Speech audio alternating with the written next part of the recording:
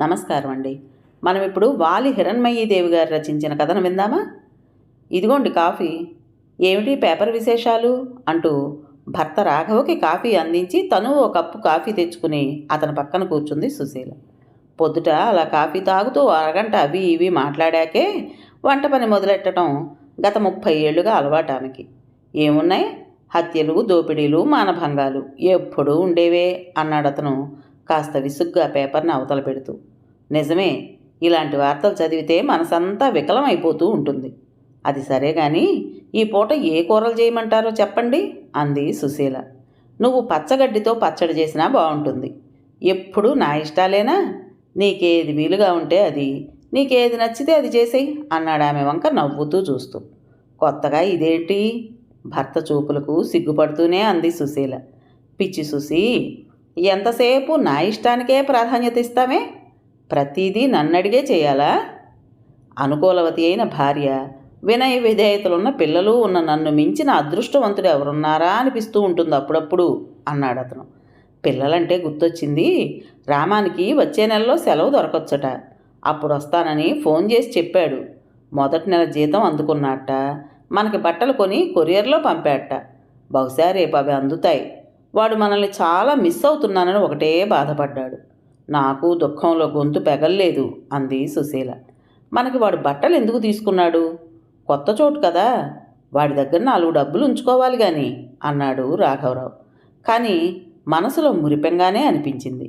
మనం నాటిన చిన్న మొక్క పెద్దదై పుష్పించి ఫలిస్తే కలిగే ఆనందాన్ని వర్ణించడానికి పదాలుంటాయా? అవును, చిట్టితల్లి ఇంకా రాలేదేంటి? ఈ పాటికి వచ్చి తనకి కాఫీ కావాలని గొడవ పెట్టేదిగా అడిగాడు రాఘవరావు. అతనికి ఆ పిల్లంటే పంచ ప్రాణాలు. వాళ్ళ స్కూల్లో ఎక్స్కర్షన్కి తీసుకువెళ్తున్నారట. 4 రోజులు ఉండాలట. అక్కడ బట్టలు అవి సర్దుకుంటోంది కాబోలు. లేకుంటే వచ్చి ఇక్కడే తిష్టవేసి మళ్ళీ వాళ్ళమ్మ వచ్చి పిలిచేంత వరకు వెళ్ళేది కాదుగా అంది సుశీల. ఏంటి, 4 రోజుల పాటు ఎక్స్కర్షనా? అనంతానికి మతి లేదేంటి? అన్ని రోజులు పిల్లను విడిచి ఎలా ఉంటామని పంపుతున్నాడు అసలు అన్నాడు రాఘవ కాస్త కోపంగా. ఇది మరీ బాగుంది. మనం వదిలి ఉండలేమని పిల్ల అచ్చటా ముచ్చటా తీర్చుకుంటే ఎలా? అదేమో తిండి మానేసి మరీ పెడతానని ఒకటే ఏడుపు. ఏడుపు అన్నమాట వినగానే శాంతిస్తూ, అలాగా, అందుకోసం పిల్లని అంతగా ఏడిపించాలేంటి అంటూ చిరాకు పడ్డాడు. నవ్వేసింది సుశీల. తమకి ఆడపిల్లలు లేనందుకు, పుట్టిన దగ్గర నుండి ఆ పిల్ల తమ దగ్గరే ఎక్కువ భాగం పెరిగినందుకు ఏమో చిట్టి తల్లి అంటే చాలా ప్రాణం రాఘవకి. తామంతా అప్పుడప్పుడైనా అపురూపా అంటూ పిలుస్తారు కానీ రాఘవ నోట చిట్టి తల్లి అన్న పిలుపు తప్ప మరొకటి రాదు.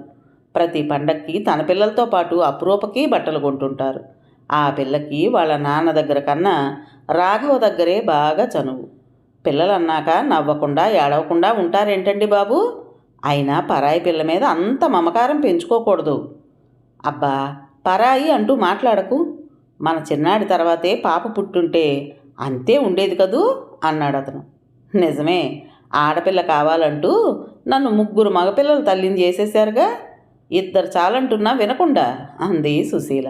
ఇంతలో అపురూప పరుగున రావడం చూసి, ఇక మీ తండ్రి కూతుళ్ళు మాట్లాడుకోండి, నాకు వంటింట్లో పని ఉంది అంటూ లోపలికి వెళ్ళిపోయింది. కాఫీ పొడి ఫిల్టర్ వేసి రాఘవరావు కోసం ఎదురు చూస్తూ కూర్చుంది సుశీల. తలుపు చప్పుడవడంతో వచ్చింది రాఘవే అనుకుంటూ తలుపు తీసిన సుశీల ఎదురుగా నిలబడి ఉన్న వృద్ధుణ్ణి చూస్తూ, నువ్వా యాదగిరి, బాగున్నావా అని అడిగింది. బాగున్నా బిడ్డ, అందరూ మంచిగున్నాం తల్లి అంటూ కూర్చున్నాడు. కొంచెం టీ ఇవ్వనా లేదా కాఫీ ఇవ్వనా అడిగింది సుశీల తనకు మంచినీళ్ళు అందిస్తూ. చాయ్ పోయి తల్లి, పిల్లలంతా పెద్దోళ్ళైపోయినరు కదా అన్నాడు అతను. అవును, పెద్దవాళ్ళైన 2 చదువులు అయిపోయాయి. 2 ఉద్యోగాలు చేస్తున్నారు. మిగిలిన వాడి చదువు ఈ ఏటితో అయిపోతుంది అందామె. అతడు, అమ్మా, ఒక ముచ్చట చెప్పాలి, అయ్యలేడు కదా ఇంట అన్నాడు అటు ఇటు చూస్తూ. చిన్నవాడు సునంద్ హాస్టల్లో ఉంటున్నాడు, లేడిక్కడ. మీ అయ్యగారు ఆఫీస్ నుండి ఇంకా రాలేదు కానీ విషయం ఏమిటో చెప్పు అంటూ అడిగింది. రామం ఏడున్నాడు తల్లి అడిగాడు యాదగిరి. రామంకి బెంగళూరులో జాబ్ దొరికింది, అక్కడే ఉన్నాడు. వచ్చే నెలలో వస్తాడులే. వాడు లేక మాకైతే చాలా బెంగగా ఉంది సుమా అందామె. ఎందుకుండదమ్మా, రగత సంబంధం కదా అన్నాడతను కళ్ళు తుడుచుకుంటూ. ఉలిక్కి పడింది సుశీల. అనుమానంగానే కంపిత స్వరంతో అడిగింది. ఏమన్నావు అంటూ. అమ్మా, మీరు పెద్ద మనసు చేసుకుని నన్ను క్షమించాలే అంటూ ఆమె కాళ్ళు పట్టుకోబోయాడు. అతన్ని వారిస్తూ, ఏంటిది, ఎందుకు క్షమించాలి, ఏంటో వివరంగా చెప్పు అంది సుశీల దడదడలాడుతున్న గుండెలతో. అమ్మా, అప్పుడు మీ తొలి పెసవం అయినప్పుడు చచ్చిపోయిన పిల్లగాడు పుట్టిండని చెప్పినాం కదా, అది అబద్ధం. ఆ పిల్లగాడే మన రామం బాబు. ఆ పిల్లగాడిని యాడనన్న అనాథాశ్రమంలో షరీక్ చేయమని మీ నాయన పైసలు ఇచ్చిండు. ఎవరికీ చెప్పొద్దని ఒట్టేయించుకున్నాడు. నాకు మస్తు పైసలు కూడా ఇచ్చిండు. 4 ఆడపిల్లలున్న మా ఏడది ఆ పిల్లగాడిని మనమే పెంచుకుందామంటే సరేనన్న. వాణ్ణి తీసుకుని మేమంతా వేరే ఊరికి పోయినాం. వాణ్ణి మేమే పెంచినాం. జర పెద్దగా అయినాక పనిలో పెట్టినాం. తర్వాత ఎప్పుడో కొన్నేళ్ళు అయినాక నిన్ను చూసిన. నువ్వు పిల్లలతో పని చేసుకోలేకపోతున్నా ఓ పని మనిషిని చూసిపెట్టు అంటూ అడిగినవి. క్షమించాలే. నువ్వు బాగా పైసలు ఇస్తావని నీ తాననే నీ పోరన్ని పనికి పెట్టిన. నన్ను క్షమించు తల్లి. మా ఏడది పోయిన నెలలో కాలం చేసింది.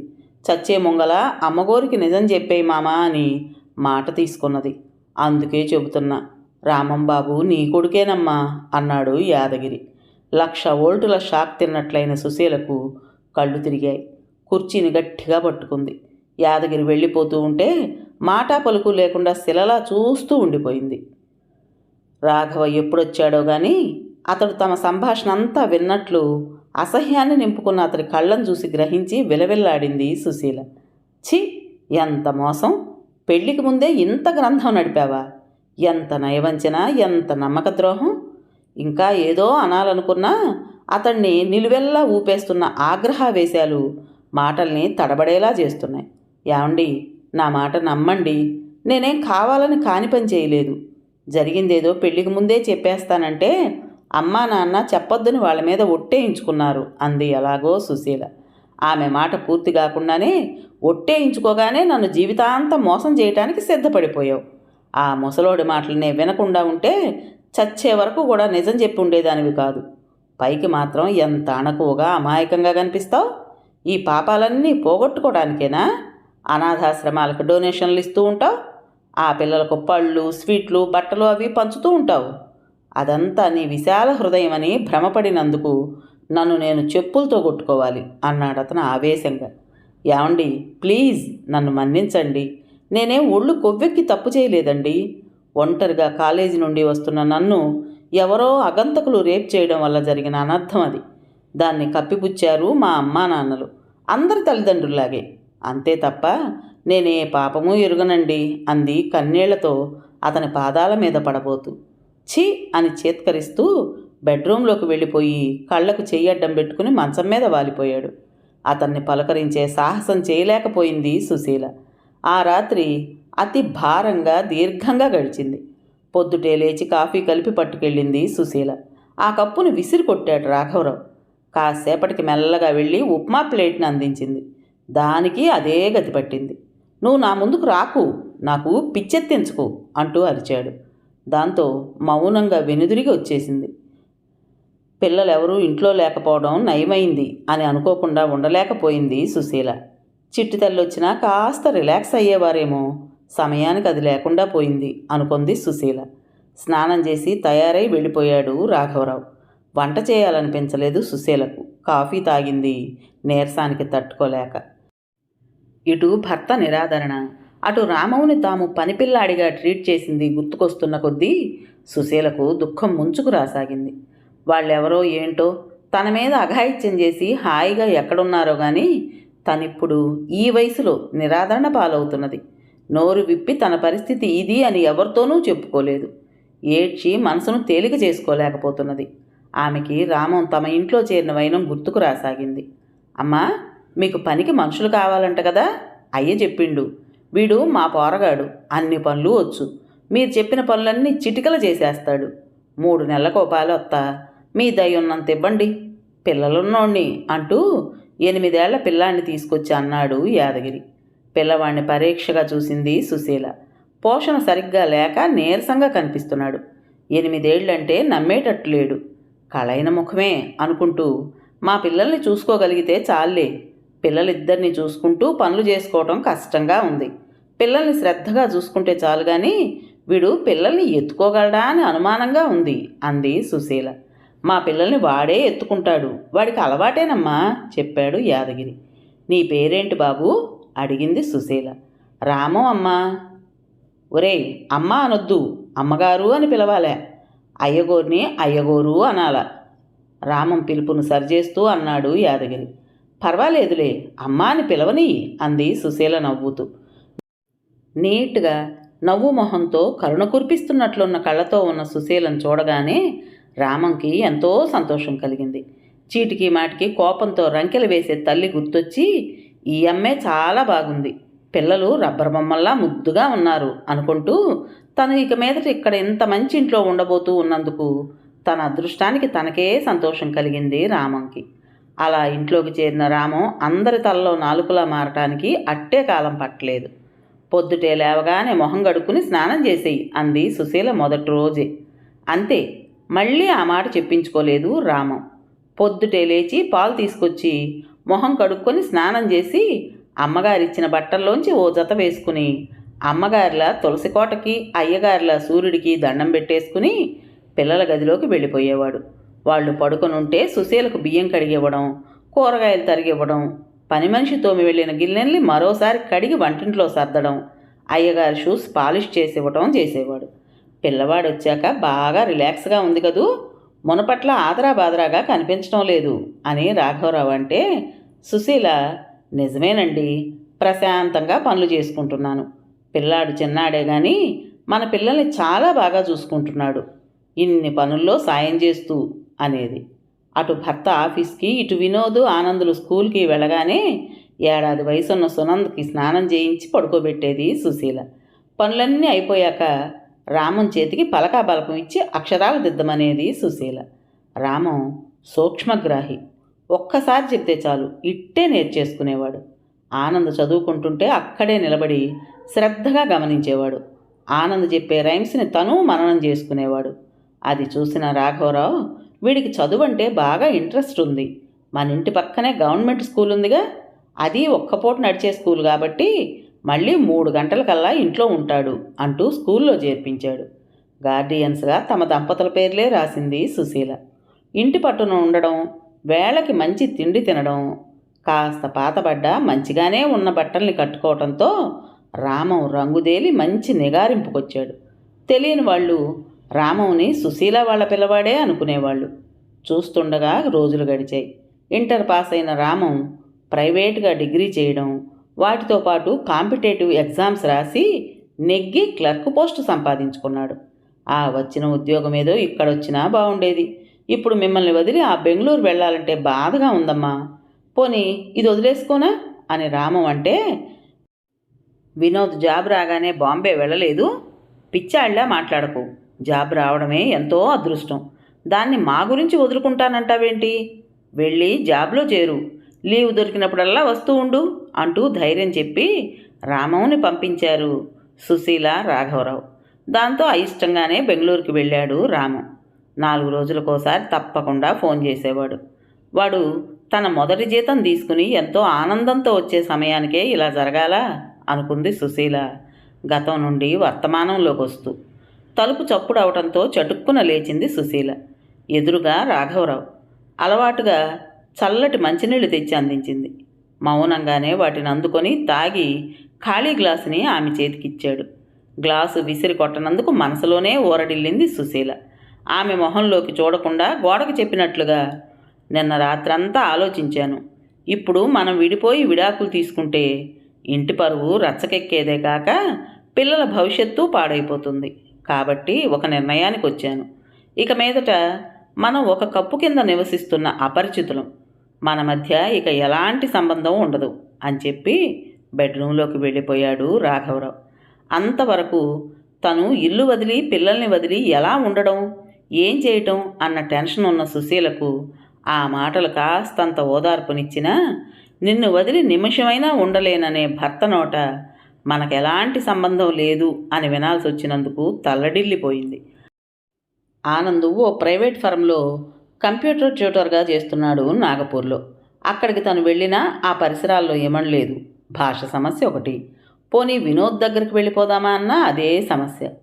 ఇంతలో అపురూప రావడంతో రాఘవరావు ఆ పిల్ల చెప్పే కబుర్లను వింటూ కూర్చున్నాడు. తన ఎక్స్కర్షన్ ముచ్చట్లన్నీ చెప్పి అపురూప వెళ్ళిపోగానే మళ్ళీ నిశ్శబ్దం అలుముకుంది. వినోద్ ఉంటే బాగుండేదేమో అని ఒకసారి, సునందొచ్చినా బాగుండేది అని ఒకసారి, రాకపోవడమే నయం, వస్తే వాళ్ళకి తమ పట్ల అనుమానం కలిగి ఉండేది అని మరోసారి అనుకుంది సుశీల. ఆనంద్ వచ్చినా ఎప్పుడూ కంప్యూటర్తోనో టీవీతోనో బిజీగా ఉంటాడు కాబట్టి అంతగా పట్టించుకోడు. కానీ రామం వస్తే ఎలా, వాడి ముందు తాను మామూలుగా ఎలా ఉండాలి అన్నది తలుచుకుంటే ఇంకా రాఘవరావు రామం పట్ల ఇప్పుడెలా స్పందిస్తాడోనని ఊహించుకుంటే మాత్రం సుశీలకి నిద్ర పట్టేది కాదు. రాఘవా రాఘవా అంటూ కంగారుగా వస్తున్న అనంతాన్ని చూస్తూ ఏమైంది అంటూ ఒకేసారి సుశీల రాఘవరావు అడిగారు. ఒక్కసారిగా బావురుమన్నాడు అనంతం. అపురూప ఇంకా ఇంటికి రాలేదురా, మాకు చాలా కంగారుగా ఉంది, శ్యామలైతే ఏడ్చేస్తోంది అన్నాడు గొంతు పెగుల్చుకొని అనంతం. అరే, ఈ విషయం ఇప్పుడా చెప్పడం, ఇద్దరం చెరువు వైపు వెళ్ళి వెతుకుదాం పదా అంటూ లుంగీ మీదనే బయలుదేరాడు రాఘవరావు. సుశీల శ్యామలను ఓదార్చేందుకు ధైర్యం చెప్పేందుకు అపురూప వాళ్ళ ఇంటికి వెళ్ళింది. అర్ధరాత్రి అవుతున్నా జాడ తెలియలేదు. పోలీస్ రిపోర్ట్ ఇవ్వాలో వద్దో తేల్చుకోలేకపోయారు. ఆ రాత్రంతా వారికి నిద్రలేదు. 4 గంటలన్నా కాకముందే, వెలుగు ఇంకా రాకముందే రాఘవరావు మళ్ళీ తన బైక్ మీద వెళ్ళాడు. 5 అవుతుండగా ఇంటి ముందు ఆటో ఆగింది. అందులోంచి రాఘవరావు దిగి నలుదిక్కులా పరకాయించి చూసి ఎవరూ లేరని నిర్ధారించుకున్నాక స్పృహలో లేని అపురూపని భుజాన వేసుకుని ఒక్కంగలో లోపలికొచ్చాడు. ఎవరేమీ చెప్పనక్కర్లేకుండానే తెలిసిపోయింది అపురూపం మీద ఎవరో అఘాయిత్యం చేసినట్లు. ఆ పిల్ల బుగ్గల మీద ఉన్న ఘాట్లు, ఫ్రాక్ కంటిన రక్తపు మరకలతో గల్లుమంటున్న సుశీల నోరు మూసేశాడు రాఘవరావు చొరవగా. ఎవరు ఏ సీను క్రియేట్ చేయకండి, నలుగురికి తెలుస్తుంది. అనంతం, నువ్వు వెళ్ళి మన విద్యా డాక్టర్ని వెంట పెట్టుకొచ్చేయి అన్నాడు. ముందు మనం పోలీసులకు కబురు చేద్దామా అన్నాడు గొంతు పెగుల్చుకొని అనంతం. అతని కళ్ళ వెంట ధారలుగా కన్నీళ్లు. పిచ్చోళ్ళ మాట్లాడకు, పోలీసులు వస్తే ఊరుకుంటారా? మన చిట్టి తల్లి గురించి పేపర్లలో వస్తుంది, న్యాయం జరిగేదేమో కానీ మన చిట్టి తల్లి భవిష్యత్తు నాశనం అవుతుంది. ఎవరు ఎవరికి ఏమీ చెప్పనక్కర్లేదు అన్నాడు అందరినీ ఉద్దేశించి రాఘవరావు. అరగంటలో డాక్టర్తో తిరిగి వచ్చాడు అనంతం. ఆమె అపురూపను పరీక్షించి రేప్ జరిగినట్లు నిర్ధారించింది. అపురూపకైన గాయాలకు ఆయింట్మెంట్ రాసింది. ఆమె వారి ఫ్యామిలీ ఫ్రెండ్ కావడంతో ఆమె కళ్ళు చెమ్మగిల్లాయి. సుశీలకైతే శ్యామలను పట్టుకోతరం కావటం లేదు. 15 గంట తర్వాత మెలకు వచ్చిన అపురూప అనంతాన్ని చూస్తూనే బెదిరి పిచ్చిగా అరవటం మొదలెట్టింది. రాఘవరావు వెళ్ళినా వణికిపోసాగింది. అప్పుడు మాత్రం రాఘవరావు ఒక్కసారిగా ఏడ్చేశాడు. విద్య వాళ్ళని పక్క రూంలోకి పంపించేసి అపురూపని దగ్గరకు తీసుకుని వెన్ను రాసి మెల్లగా ధైర్యం చెప్పింది. పాప పట్ల నేను చెప్పినట్లు ప్రవర్తించండి అంటూ జాగ్రత్తలు చెప్పి వెళ్ళిపోయింది విద్య. 4 రోజులు గడిచాక కానీ ఈ లోకంలోకి రాలేదు అపురూప. భయం వల్ల వచ్చిన జ్వరం తగ్గుముఖం పట్టింది. ఆ పూటకు వంట చేసి వాళ్ళకి పెట్టి ఇంటికొచ్చింది సుశీల. తన దగ్గరికి ఎంతో చనువుగా చొరవగా వచ్చే అపురూప తన వంక భయంగా చూడటాన్ని మర్చిపోలేకపోతున్నాడు రాఘవరావు. అతనికి అదెంతో నరక సదృశ్యంగా ఉంది. 4 రోజులు గడిచినా మర్చిపోలేకపోతున్నాడు. అంత పసిదాని మీద అఘాయిత్యం చేయటానికి ఆ మృగాలకు ఎలా మనసొప్పిందో అన్నాడు రాఘవరావు సుశీల రాగానే. వారం రోజుల తర్వాత తనకై తను సుశీలతో మాట్లాడిన మాట అది. తలెత్తి చూసింది సుశీల. భర్త ఎప్పట్లా తనతో మాట్లాడటంతో ఆమె కంటి వెంట కన్నీరు వరదలా వచ్చింది. ఆమె మనసుని గ్రహించినట్లే దగ్గరకొచ్చి, సుశీ, నన్ను మన్నించు, నీ మనసును బాగా కష్టపెట్టాను, ఎన్ని రోజులు మూర్ఖుళ్లా ప్రవర్తించాను, నా కళ్ళు తెరుచుకున్నాయి. నా చేతుల్లో పెరిగిన పిల్ల మీద జరిగిన అఘాయిత్యానికే నేను తట్టుకోలేకపోయాను. ఆ విషయం ఎవరికీ తెలియకుండా జాగ్రత్త పడ్డాను. అలాంటిది కన్న కూతురైన నీ విషయంలో మీ అమ్మా నాన్నలు ఎంతగా బాధపడ్డారో గ్రహించాను. ఏ తల్లిదండ్రులైనా ఎలా స్పందిస్తారో అర్థమైంది. నాకు ఈ విషయంలో జ్ఞానోదయం కలగటానికే భగవంతుడు చిట్టి తల్లిని ఎన్నుకోలేదు కదా అని తల్లడిల్లిపోతున్నాను. నన్ను క్షమించు సుశీ. మన 30 ఏళ్ల దాంపత్యంలో నువ్వేంటో ఎలాంటి దానివో తెలిసి నిన్ను వెలివేసినందుకు అన్నాడు ఆమె చేతుల్ని పట్టుకుంటూ. అంత మాట వద్దు. మీ స్థానంలో నేనున్నా అలాగే ప్రవర్తించుండేదాన్నేమో. ఏ భర్త శీలం కోల్పోయిన భార్యను భరించలేడు. మీరింకా నయం, తన్ని తగలేయలేదు. విశాల హృదయంతో ఇంకా ఇంట్లోనే ఉండనిచ్చారు అంది వృద్ధస్వరంతో సుశీల. విశాల హృదయం అంటూ పొగడకు సుసి. నిజానికి నిన్ను ఇంట్లోంచి వెళ్ళగొడదామనే మహాకోపంతో మన ఇంటికి వస్తున్నప్పుడు నాకు తెలిసిన జంట కనిపించారు. వాళ్ళెంతో అన్యోన్యంగా సుఖశాంతులతో ఉన్నట్లు వారి మాటలే చెప్పాయి. నాకది ఎంతో ఆశ్చర్యాన్ని కలిగించింది అంటూ ఆగాడు రాఘవరావు. భార్యాభర్తలు అన్యోన్యంగా ఉండడంలో వింతే ఉంది అన్నట్లుగా చూసింది సుశీల. అసలు సంగతి ఏంటంటే ఆమె వాళ్ళ పెళ్ళైన 5 ఏళ్లకు భర్తను 2 పిల్లల్ని వదిలేసి సినిమా పిచ్చితో వాళ్ళ ఎదురింటాయనతో లేచిపోయింది. చాలా కాలం అతను పిల్లలకు తల్లి తండ్రిగా మారి ఒక్కడే పనులు చేసుకోవటం నాకు తెలుసు. రెండో పెళ్లి చేసుకోమని ఎందరు చెప్పినా వినలేదు. అలాంటిది ఆ భార్య ఎందరో చేతులు మారి క్షమించమంటూ తిరిగి రాగానే ఎంతో ఔన్నత్యంతో ఆమెను క్షమించి తన జీవితంలోకి రానిచ్చాడు చూడు. అదే నన్ను ఆలోచించేలా చేసింది. కడిగిన తర్వాత తామర పూలని దైవార్చనకు వాడుతున్నారు. అలాంటిది పొరపాటున బురదలో పడిన ముత్యం లాంటి నిన్ను మంచు వంటి క్షమాపణతో ప్రక్షాళనం చేస్తే ప్రకాశించవు. మంచు కడిగిన ముత్యం లాంటి నిన్నెక ఎప్పటికీ చేజార్చుకోను అన్నాడు రాఘవరావు ఆమెను దగ్గరకు తీసుకుంటూ. ఎవరో అల్పుడి మాటలు విని భార్య నొదులుకున్న ఆ రాముడి కన్నా మీరెంత ఉన్నతులండి అంది సుశీల ఆనందోద్వేగాలతో. ఆ దేవుడి కన్నా నేనే ఎక్కువని అనకు. నేను చాలా సామాన్యుణ్ణి. మన పిల్లలకు నేనే ఈ సంగతులు మెల్లిగా వివరిస్తాను. మనకి ఈ రోజు నుండి రామలక్ష్మణ భరత శత్రుఘ్నుల్లా 4 కొడుకులు అనుకుంటే సరి. మరిచా కూతురు కూడా అన్నాడు రాఘవరావు నవ్వుతూ. దాంతో సుశీల మనసు దూది పింజలా తేలికైంది. కథ పేరు మంచు కడిగిన ముత్యం. రచించిన వారు వాలి హిరణ్మయీదేవి గారు. విన్నారు కదండి. మరి ఈ కథ మీకు నచ్చిందా? నచ్చినట్టయితే లైక్ చేసి మరో 4కి షేర్ చేయండి. అలాగే ఈ కథ పైన మీ విలువైన అభిప్రాయాన్ని కామెంట్ బాక్స్లో తప్పకుండా తెలియజేస్తారు కదా. మరి ఇంత మంచి కథను మనకు అందించిన రైటర్ గారికి మనస్ఫూర్తిగా మనందరి తరపున ధన్యవాదాలు తెలియజేసుకుంటూ, కొత్త వాళ్ళు కనుక మన ఛానల్ చూస్తున్నట్టయితే తప్పకుండా సబ్స్క్రైబ్ చేసుకోండి. రేపు మరో మంచి కథతో మీ ముందుకు వస్తాను. అప్పటి వరకు ఉంటానండి.